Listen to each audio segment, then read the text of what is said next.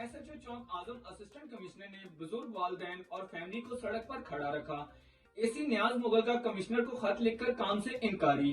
اے سی لیا کی فیملی آدھا گھنٹہ سڑک پر کھڑا کر کے پوچھ گچھ کرتے رہے۔ تفصیلات کے مطابق اسسٹنٹ کمشنر لیا نیاز احمد مغل کے والدین پرائیویٹ کار میں دیگر فیملی کے ہمراہ لیا آ رہے تھے۔ ان کی گاڑی جوں ہی چوک اعظم سے باہر نکلی، S H O Nadeem Haider نے سرکاری گاڑی ان کے آگے رکھ کر روک لی۔ میرے والدین اور ڈرائیور نے اپنا تعارف کروایا مگر ایس ایچ او نے تمام افراد کو نیچے اتار لیا اور ان سے بدتمیزی اور ناروا سلوک کیا۔